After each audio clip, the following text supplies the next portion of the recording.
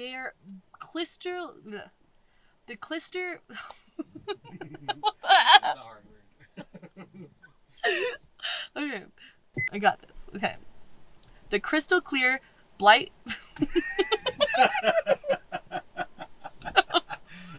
Hold on. I don't want to start. Tongue twister. Okay. Deep breath. The crystal clear, bright blue waters along this entire coastline reminded us of the Caribbean. Why does it say Caribbean instead of Caribbean? Oh my god! This is the biggest tongue twister. Okay, I'm so happy to be there every day. Hi, and welcome back to Rum Away From Home. I'm Taylor, and today we're going to talk about one of our favorite places that we've been RVing, Oregon. We're going to cover our top 10 highlights and go into all the things that we love about it, and some of them you'd probably be surprised by. We're going to kick it off with the very first place that we went in Oregon. After going through California, we passed through the border and headed to $8 Mountain. It's outside of Selma, Oregon, and this place totally blew our mind. It's called $8, but it does not cost $8. There's plenty of boondocking for rigs of all different sizes. We actually followed the dirt road basically as far as we could go to a remote spot off of Josephine's Creek. It was still our favorite boondocking spot in Oregon after spending 7 weeks there. We loved this area because it was very remote. We had basically the whole place to ourselves, access to a creek, great cell phone service, and so we were able to swim, wash the dogs even, and basically do anything we wanted. When it was hot, we could easily cool off. The next place we're going to talk about is Bigelow Hot Springs. There are plenty of hot springs along this stretch of road in Oregon, but this one was our favorite. We found a great boondocking site just right across the road from the hot springs, and then we would walk over there during the day and at night, do a hot cold plunge because the river is ice cold and this natural hot springs is very warm. The sulfur smell wasn't that noticeable for us, but you might want to know that it is clothing optional. So if you're traveling with families, you might want to go to a different hot springs. Typically, if you pay to go to a hot springs, it's going to be more family friendly. If it's a free hot springs, you never know what you're going to find. Bigelow Hot Springs is also a great place to go en route to a new destination from southern to northern Oregon or vice versa. But keep in mind there's absolutely no cell phone service. It is more remote, but it's beautiful and it feels like you're just hot springs in a cave. Coos Bay, Oregon took us by surprise. We were passing Coos Bay as we were driving north and south on the 101 because we went there multiple times. We surprisingly spent a lot of time in Coos Bay. We met some great people, and shout out to them if you're following and watching this because you guys made our Coos Bay experience even better. There's free 24-hour parking outside of Seven Devils Brewery, which is where we stayed most of the time. What we loved about Coos Bay is that it's super easy to do anything you need. You can go to a mechanic, you can go to a grocery store, restaurants, whatever you want, but you still get a little bit of privacy, and it's right on the coast. Our favorite part about Coos Bay was the Japanese Garden Mingus Park. By far the most beautiful park that we've been to, and definitely the best Japanese garden. We actually ended up driving 2 hours back to Coos Bay just to go to this beautiful Japanese garden. You could truly spend a whole day there, and then there are different trails that branch off through the forest. It's truly a one-of-a-kind place. The funniest thing that we did in Coos Bay is we kind of stumbled upon, literally, a wine walk. After we had a few beers at Seven Devils Brewery, we went across the street to go get a caramel apple. Turns out that they were having this annual wine walk there, where you go to over 20 restaurants, small businesses, stuff like that, and they give you a little glass of wine. It was really cool because we really got to know the local businesses. We went to an art gallery, bike shop, and all these different places trying out wine. Now, I will say we might not remember all the places that well, but it was a great time, and we came away with souvenir wine glasses. If you love waterfalls, you've got to check out Silver Falls State Park. There's camping for tent camping, big rigs, small RVs, vans, everything at the state park. They do have plenty of first come, first serve sites, which if you're going on the weekdays, you'll probably be able to snag one if you have a smaller vehicle. If not, definitely get a reservation. From the campground, you can actually camp to the trailhead that leads you to 10 different waterfalls. If you're not camping there, you can still drive there. You will have to pay for a day pass if you're not actually camping at the state park. Either way, you've got to go here. We have never been on a hike where you're walking behind the waterfalls. It was truly spectacular. We actually did a little shorter of a hike, so we ended up seeing 5 waterfalls, and these waterfalls were just breathtaking. Do not stop at the first one. That is the most popular one. We highly recommend continuing on because you'll have even bigger, more beautiful, and more private waterfalls on your hike.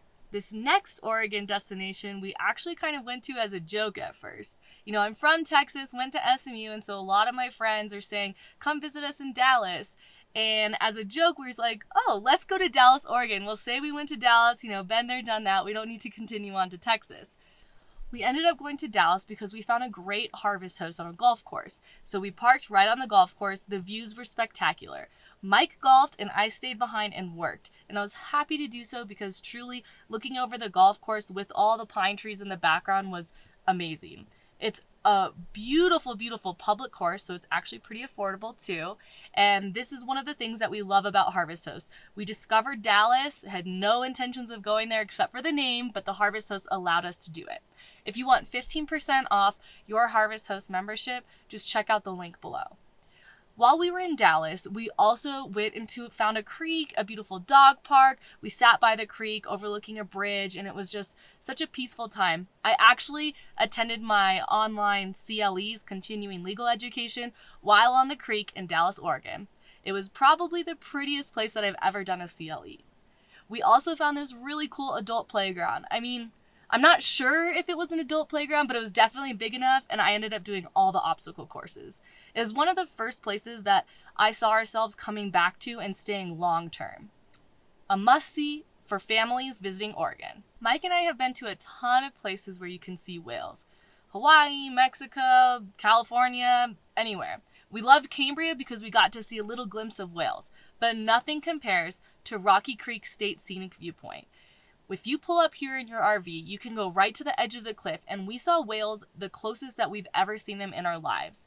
We went there multiple days, met up with our TikTok friend, Katie from Van Mingo, and it was spectacular. It didn't matter the time of day that we went, we still saw whales. If you want to take a very short, less than a quarter-mile little hike, you can actually go to this little bay preserve.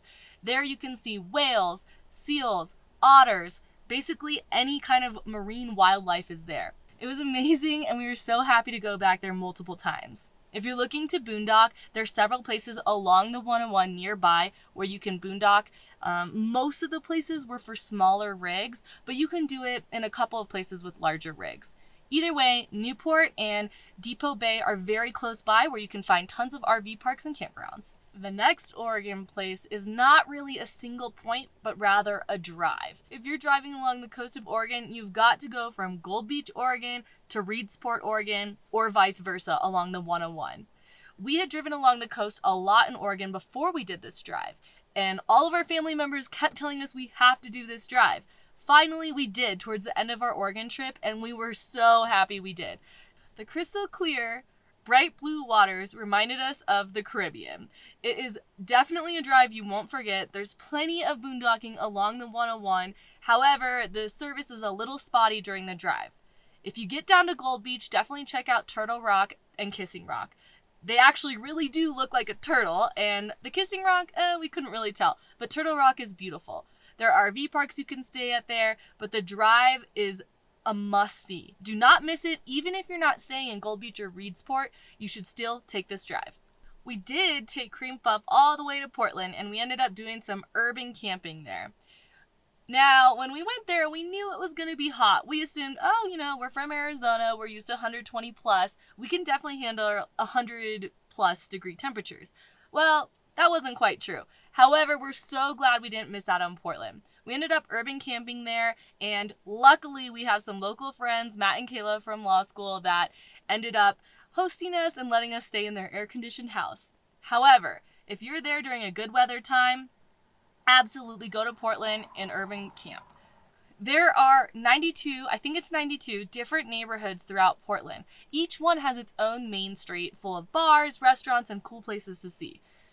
At the one that we stayed at, we'll post the GPS of where we actually camped. But where we stayed, we were actually able to go hiking through the forest, go to all these different bars and restaurants. There's lots of German food there. They had a historic rose garden. And then you definitely cannot miss out on Salt and Straw ice cream shop. They have all these different types of weird ice cream flavors, but they all work and they're all really, really good. Thank you to our friends Matt and Kayla because they saved us from 113-degree heat.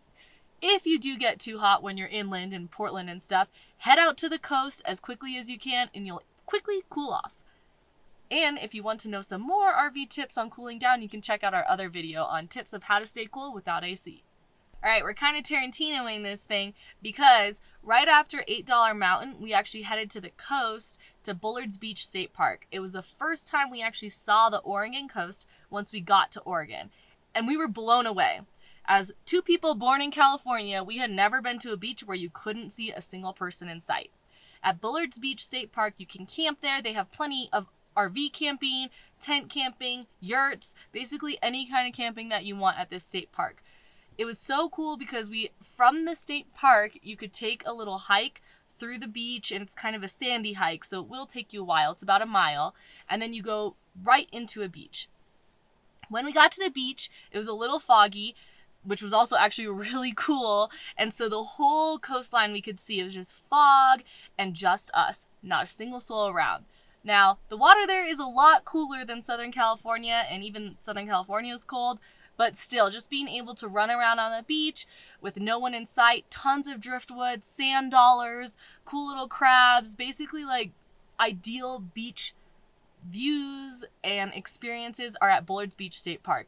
And the hike was actually really cool too because there were tons of flowers and it was an equestrian trail. So actually Ziggy and Ditto got to see their first horses. All right, we saved kind of the biggest RV stop for last because if you're going to Oregon, you cannot miss this. It's Hood River and Mount Hood. Mount Hood, I can't even describe how much it blew my mind, basically, because we were there in the summer, it still had snow, and people were still skiing and snowboarding in June. I had never seen that. I mean, I've been in places where you can snowboard deep into the year, but June, it was pretty crazy. We stayed at Mount Hood Village RV Resort. It also has a hotel, lodge, so if you're not RVing, you should still go check it out.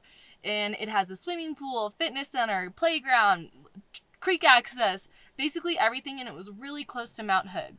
If you really want to see everything that Mount Hood has to offer, go to Timberline Lodge. It's actually one of Oregon's top 3 destinations, and it's a historic hotel where The Shining was filmed. The hotel itself does not allow pets inside, but you can still walk around the outside, and it was Ziggy and Ditto's first time seeing snow, so it was kind of fun for us. I built a snowman there. I mean, it was like this tall, but I still built a snowman, saw the skiers and snowboards, and if you are a skier or snowboard, you should totally go there just to say that you were able to snowboard in Oregon in the summer. From there, we actually drove to Hood River, and Hood River is a really cool place. It's very popular for kayaking, kite surfing, basically any kind of outdoor water sport. You can park right by the river and it feels more like a lake than a river. It's huge. The water temperature was perfect in June. We swam, the dogs swam, and it was full of people just enjoying the day on the water. What's really cool about it is all along the water line are these different local bars and craft breweries. So you can go there, pick up a 6-pack of a local beer, and then take it down to the river and enjoy it while you just sit and relax, soaking in the views. Mike said that this was his favorite spot and that he would like, out of all the places we visited in Oregon, a cabin there. Now, I'm not too surprised because it's probably the most expensive place to own any property, but it's truly beautiful. Even if you're not going to RV there, you can have a little cabin retreat or something in Hood River. It's family friendly, it's fun for all ages, and it's just a really easy place to get to just enjoy water and views. Okay, those places are our top 10 places that you can do any time of year. Probably best spring through fall, but still, they're going to be beautiful no matter what. If you are in Oregon for 4th of July, we have a very little kind of special, our 10B favorite place to go.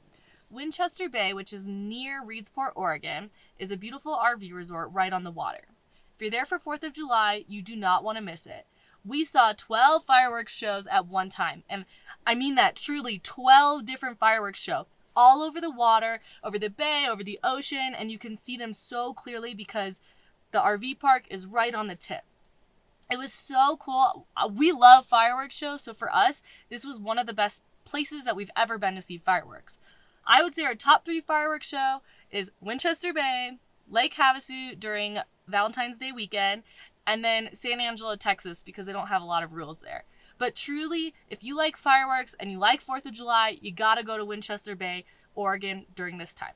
We originally actually planned to stay in Oregon for only 3 weeks. By week 2, we realized that we were going to extend it because we loved it so much. We ended up staying there for 7 weeks. We absolutely are going to return next year. What's really cool about Oregon is there's so many different things that you can do, and there's a little bit of everything for everyone. Regardless of your age, regardless of your hobbies, there is something for everyone. Another thing that we really liked about Oregon is just how friendly everyone was. When we were in certain areas, they either just kept to themselves, which was totally fine, or we met all these different people that wanted to learn about our journey, and then they taught us about their journey, and surprisingly, or I should probably not be that surprised by it, but it did surprise us at first. So many different people in Oregon have RV'd or van life or car camped and basically traveled a ton doing all these different types of outdoors activities, which was really cool because we learned all these different little places like Bigelow Hot Springs, Coos Bay, all these different places that we would not have probably seen if we didn't meet all these different people everywhere we went. It was actually the place that we sold the most stickers because we ran into all these different people that just wanted a little thing to remember us by. If you're looking for some stickers too to decorate your hydro flask or your cooler or whatever, you can find them on our shop. This is what they look like. They are dishwasher safe and dust proof and everything. For more RV life and remote income tips, go ahead and subscribe. We'll be sharing a lot more in the weeks to come. Oh my God. Pulling out of that KOA on the road in our Chevrolet. Turn right at the Texaco, then anywhere we wanna go. I know I'm gonna get there.